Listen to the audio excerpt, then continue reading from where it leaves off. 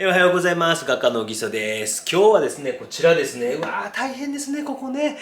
こちらの安曇野、冬の安曇野を描いた動画をお見せしようと思います。ここの描き方なんかも大変ですよね。あと、ここと前後関係ですね、奥行きみたいなのをどういう風に出していってるか、ぜひ楽しんで見てみてください。それではどうぞ。それでは解説をしていこうと思います。よろしくお願いします。早速いこうと思いますけども、もう下書きとかはしてありまして、インプリマトゥーラという作業までしてあります。ここまでどうやってんねんっていう方は他の動画、いろんな動画がありますので、よかったら参考に見ていただければと思います。まず一番後ろの山々から描いていきます。アルプスですね、南アルプスのですね、安曇野というところに昨年12月に、取材に行きまして、それを元に描いてます。まず生の白をですね、ちょっとこう厚めに塗っていく、雪の一番奥やけども厚く塗っていくというところが面白いですよね。厚く塗っていきながら、そしてこう雪じゃない部分みたいな12月だったんですけども、12月に取材に行きました。で、雪の山を描いていって、奥の方から描いていきます。大体風景画の原則としては奥から描いていくというのが一般的な原則なんで、皆さんもこう迷ったらまず奥の方からで、この筆の後ろなんかを使いながらとかですね、描いていってます。奥のところにしっかりとある程度一発でできる範囲を一発で描いていくということが、私の描き方ですね。で、次の山みたいなものも描いていっております。ちょっと短めにギューッとしてありますので20分ぐらいかな、この動画はかと思います。これでも短いんやぞというね、おじさんの動画長すぎるという人もいるかもしれませんけど、本格的にですね、作るとなるとこのぐらいになってきてしまうのかなと思います。特にこの辺は油絵で、古典とかに出す絵なので、実際に皆さんが見ていただくことができるかなと。で、本当に季節のいい時、今これ録画しているのが20日、19日か20日ぐらいなんですけど、来週24、25ぐらいあたりに行くんですかね。ちょっとこの新緑の季節にこの辺りを白馬とかこの辺りもまた行けるのかななんて思いながら、どんな風な景色があるのか。でも僕は案外こういう冬のこういうなんかこうちょっと物寂しい感じやけども、なんか澄んだ空気の中っていうのも好きやったりするんですね。目にするとですね、なんかこう活動するのにはやっぱり新緑の季節とかの方がええかもしれないですけど、案外そういうのもあったりします。だから皆さんもなんかですね、意外とそうじゃない季節とか、いまいちちゃうかなあいう季節でも案外ね、良かったりするんですよ。面白かったりします。そして山とその雲ですね、雲がなかなか抜けなかったんですけど、雲が抜けるタイミングまで待って、これはね、なんか白鳥が飛来する土地って書いてあって、たまたまなんか立ち寄ったんですけど、白鳥さんはいなかったですけど、そこのところの乾いた葉っぱと奥の方の雪とみたいなのと、そして雪解けのね、また季節が来て、そしてまた、水がすごい綺麗ですね。長野県はね、なんか住みたい、移住したい街ランキング1位っていうのもなんとなくうなずけますけど、僕は魚が好きなんで、魚も好きなんで、お魚がちょっともしかしてね、弱いかもしれませんけど、お蕎麦とかが美味しいということで、手前のそしてこちらの方ね、川があって、というのを描いていってます。何か向こうの方から水がね流れてくるようなイメージと、そして白鳥が飛来するようなイメージとかっていうのとか、その風とかね、空気感みたいなのが出へんかなと思って書きました。もう本当に私の YouTube の場合っていうのは本当に連動して、ライブ配信で、例えばもう本当に直接お答えすることもやれば、皆さんの作品を鬼高評価というサブチャンネルで見ることもやれば、実際にその現場に行ってライブ配信をすることもあれば、初心者の向けに、そして今回みたいな本当に本格版みたいなのはもう本当にプロの仕事として、で下の方はタッチをですね少し残しながらで、描いていってます。で、私はよく言ってます重層構造といって絵の具の構造を作っていく描き方を重視してます。やはりこの油絵の具の持ってる、特性の一つということで、構造を作りやすいということで、その構造みたいなのを生かすために、そして初めの一層目というのは筆跡みたいなのをしっかり残しながらこういうふうに載せていってます。皆様もですね、油絵の具とか本当にいろんな画材ありますけども、500年間変わらず残っている画材なので、これからいろんなものが進んでいっても、また手仕事というのは確実には残ってはいくと思うんですね。全く同じものをこれから 3D プリンターとAI によって作ろうと思えば作れるかもしれませんけど、やっぱり印刷物と本物の違いっていうのはね、もう見る人見たら分かり、筆の後ろでぐじゅぐじゅぐじゅっとやってますよ。こういったところも参考になるのかなと思います。町への少し風が吹いてこっちの方にたなびいている感じみたいなね、感じとかっていうのも全部じゃなくてね、そういうのもやっぱ意識して、やっていってます。このタッチの方向みたいなのとか、手前の方は少し長いストロークを多めに、奥の方は短めのストロークにとかっていう風にしてます。奥行きをこう出すためですね。そして、半乾きの状態でちょっとこう筆跡が残るぐらいの筆致で少し絵の具を厚めにしてクックックックッと乗せていったりとかしてます。絵の具のこの厚い薄いみたいなのとか、透明不透明とか半透明とか、そういうこう微妙な違いをやっていってるのがおじさんみたいにね、こう仕事になってくるとね、できるようになるんです。皆さんもなりますよ、多分ね。適当なこと言うてますけど、いつも適当なことしか言わないんですけど、こういう筆致とかですね、ピッピッピッピッピッとこう置きながらですね、いろんな方向にしながら、で1層目なので、解像度低め、もう本当に解像度って難しいですか。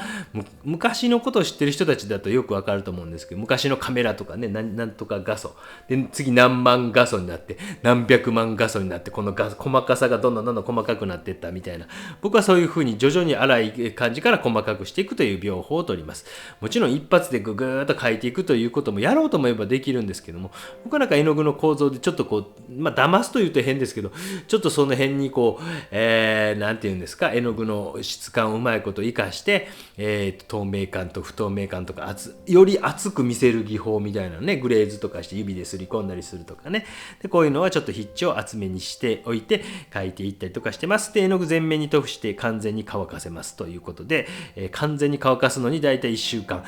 長い時2週間ぐらいほったらかしにして他の仕事をするという感じでございます。そしてこれは、コバルトバイオレット、これは僕よく使うんですね。コバルトバイオレットでグレーズと言いますけども、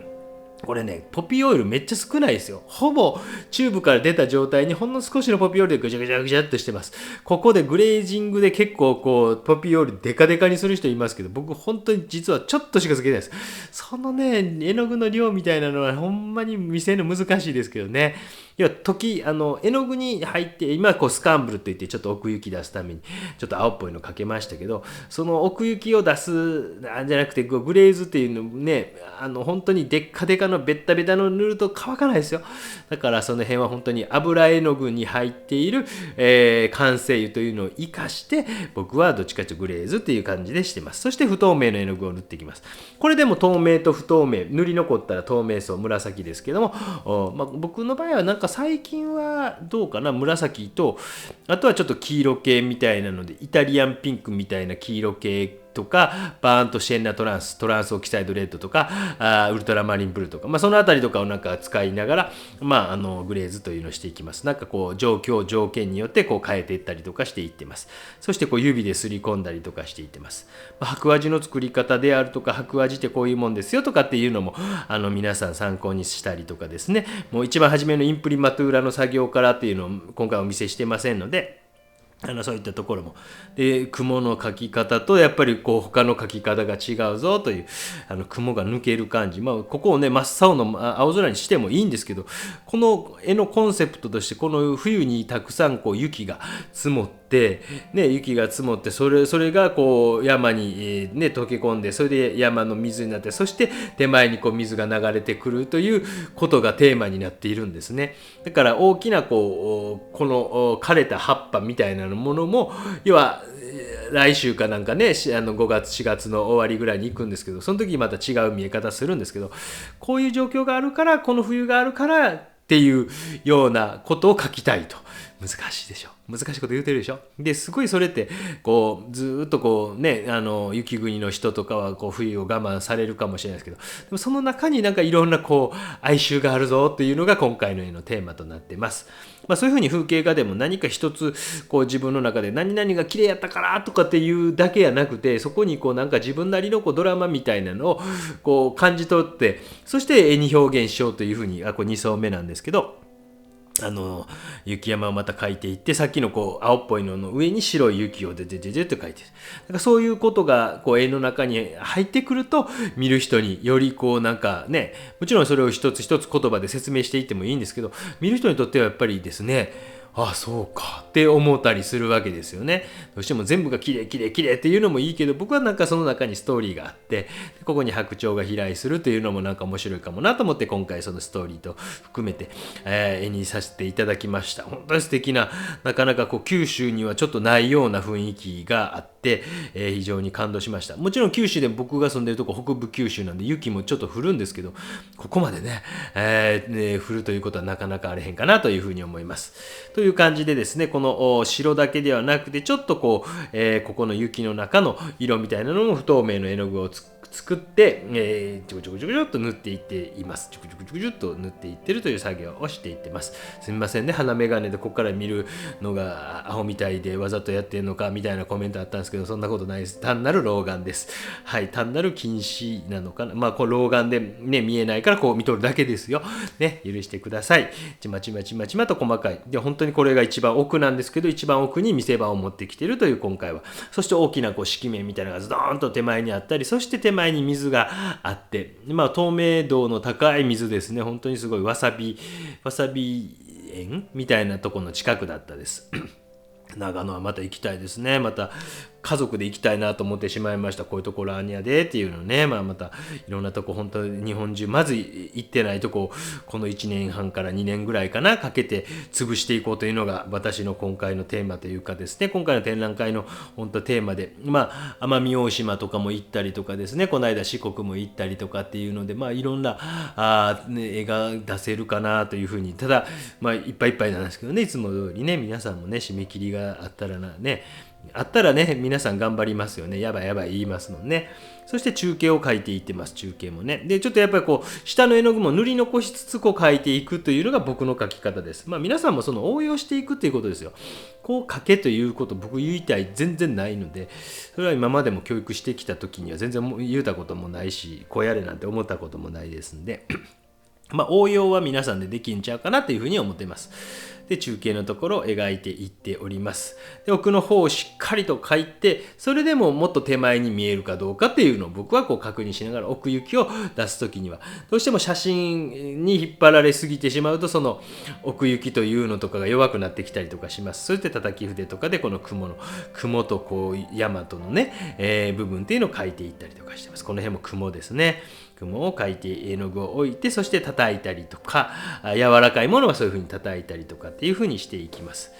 なんか本当にこの作品なんかも今までに全くないようなパターンの絵が少しずつ出てきたのがこの1年ぐらいの大きいところかなというふうに思います。やっぱりどうしても今までね海外の風景画は多かったんですけど、別にも結果どうあれ評価どうあれも気にせずにちょっとやってみたいと思うことをもうね人生そんなに長いか長くないか分からんすけど焦ってもしゃあないけどやりたいと思うことはもうやってしまおうというタイプのもともと人間ですので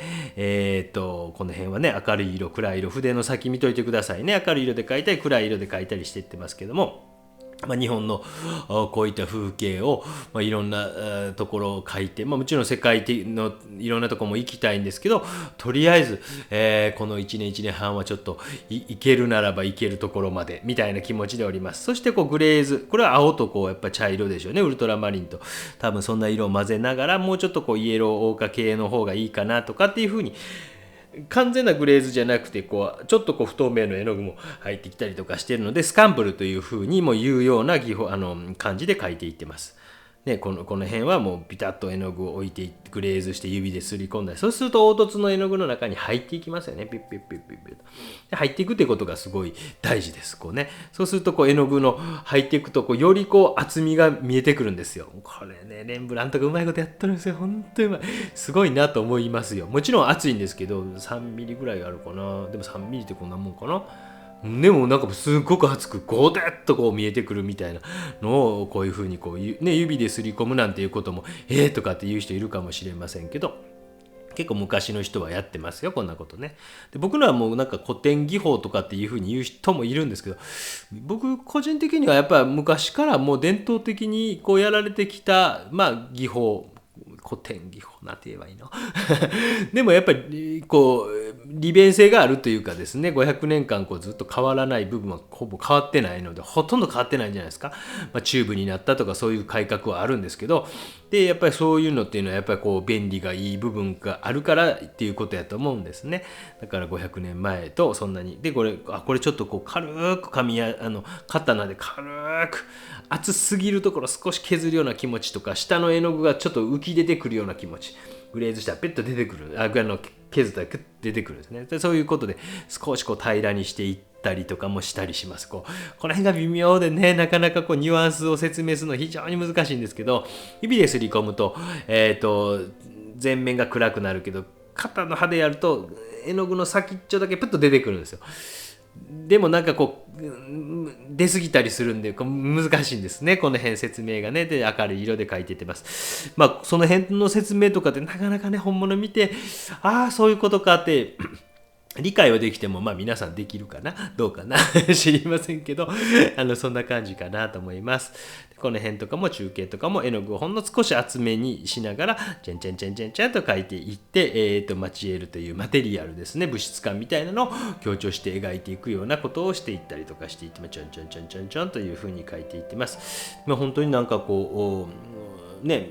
見せ場を真ん中というよりも、これは完全に上の方の奥の方に持ってきたという、奥からそういう水の流れがあって、それでまたこの枯れた葉っぱたちもまた春になって、新芽が出てきて変わってきてみたいなことをイメージできる絵を描けんかなと、曇りやったけどもその晴れ間がフューッと見えてきたみたいな感じとかも、本当にこの山を向こうから越えて高速道路乗ってきたんですけど、八ヶ岳あたりとかでものすごい雪降っててと思って、12月ですね、降ってたけど、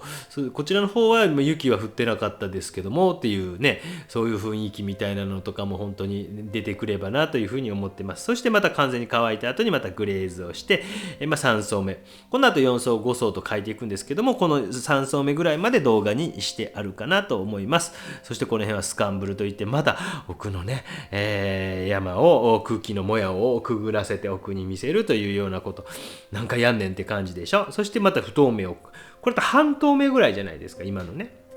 下の絵の具は見えるけども透明ではなく半透明ぐらい。そしてティッシュであれして指ですり込んで、多すぎたらまたティッシュで拭き取ってみたいなことをしていく。めんどくさいね、大変やね。はい、大変な作業ですね。この辺もね、どのくらいかな、このぐらいの白で一回塗りつぶしてから指ですり込んで、これはちょっとちゃうかなとかね、もうちょっと絵の具拭き取ろうかなとか、そんなことばっかりやってます。もちろん動画やからちょっと熱すぎるかな思って肩の刃でちょっと削ってみたりとか、こんなことしてるんですよ。だからなかなか動画で全てお見せするっていうのは難しいです。その時間的にもね、ですので本物見たら理解が、この辺はちょっと早送りにしていきますね。手前の部分とかっていうのも前後関係出すために暗いとこダーンと出してガッと出すわけ。ガッとね、わかりますかね、この辺も一回描いた上にザーッともうね、でも完全に下の絵の具がやっぱちゃんと見える、暗い色ですけども完璧には覆い尽くされずにと。でこの辺なんかイタリアンピンクにちょっと青かなんか混ぜたような黄色系の少し感じの色にしてみてとか、ちょっと白を混ぜたスカンブルというか白っぽいのを真ん中あたりしてみたりとかして、最終的にはぐじゅぐじゅぐじゅぐじゅと今暗い部分を隙間のところちょっとぐじゅぐじゅぐじゅぐじゅと描いていってるという作業をお見せして、10号かな、これ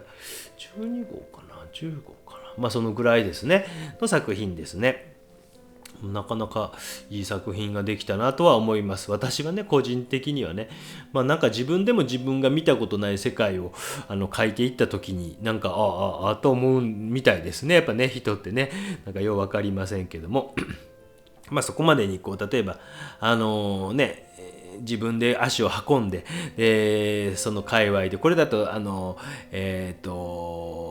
わさび園でしたっけ、大王なんとかわさび園みたいなところでライブ配信をして、なんとなくそこで1時間近く絵描いてみたら、なんとなくここの空気感みたいな感じみたいなのは体に一瞬染みつくわけですよね。でそういうのライブ配信とかでも残っておりますけども、で最後チュッチュッチュッチュッチュッチュッチュッチュッと、だから僕はやっぱり写真で描くっていうことはもちろんしてますけど、それだけじゃなかなか自分の中で難しくて、その現場に行ってそのストーリーとかもう本当にここまで水きれいなんやってね、南アルプスの天然水とか言ってね、もうコンビニエンスストアとかに売ってるけど、ここまできれいなんやってびっくりしました。はいそれが本音で、そうなんやっていう感じがいたしました。めちゃくちゃ透明度高くてねって。でこの辺は本当にもう最後手前の方を描いていきながらネチネチネチネチと描いていくという作業をしていっております。20分ちょっとでしたね、今回の動画はね。どうだったですか？皆さん面白いですか？皆さんも勉強になる部分もあるんじゃないでしょうか。本当にグレーズとかしているからちょっと絵の具が落ちている。そしてまた不透明で置いていくと。またグレーズしてまたしてとか、片ネフの刃で削ってとか、なんかそんなことを繰り返してます。そしてこれもう最後の最後のこの雪の山ですね。何山かはちょっと存じ上げませんが、なんとか連峰でしょうね。最後明るいのでちゃんちゃんちゃんちゃんちゃんちゃんちゃんちゃんとほんの少しずつ描いていっています。というこちょこちょこちょこちょ描いていってます。ということでございます。どうですか？面白いですかね。本当にこれ向こうの山が見えてきて綺麗なと思いました。なんかアメダスレーダー的なのもちょっと見ながらですね、どうなんかねなんて思いながら言ってました。でちまちまと書いていきながら最終的に密度を上げていきました。この辺っていうのはなかなか透明水彩とかっていうのは難しいかもしれないですよね。油絵の具らしい、部分かなというふうに思います。アクリルでも近いことはできるかなと思いますけど、僕自身は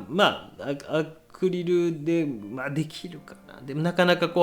乾きの速さみたいなのがですね、だから逆に言うと油絵の具しかできんこともあるけど、水彩みたいにはできへんこともあるような気もするし、アクリル絵の具みたいなできへんこともあると。でその辺はね、いろんな画材のですね、良さメリットデメリットっていうのは必ずあるんじゃないかなというふうに思います。普通に直で書くよりなんか構造を作っていった時の方が複雑になってるの分かります？こういった感じで複雑にしながら最後ちまちまちまちまと書いていきました。どうですか？面白かったですか？よかったらですね、面白いという人はよかったらとかね、チャンネル登録されてない方はぜひチャンネル登録していただければ嬉しいなと思います。メンバーシップっていうのもやっておりまして、鬼高評会とか、そこでしか見れない動画とかあったり、あとは皆さんに写真を提供して練習に使ってくださいみたいなのもメンバーシップの中ではやっておりますので、よかったらメンバーになっていただければなと思います。ということで、安住の冬の安住のを描いてみたこんな裏側があるんですよというお話でございました。ご視聴ありがとうございました。よかったら最後までご覧いただければと思います。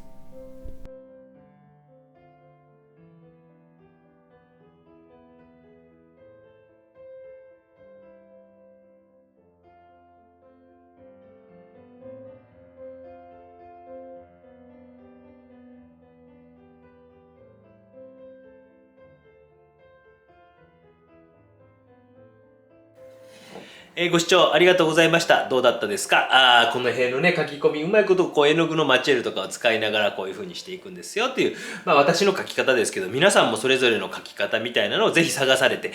奥行きとかを出しながら、質感を出しながらね、見せ場を案外後ろの方に持ってくるなんていうのも面白いかもしれません。それでは次回また楽しみに待っていてください。では。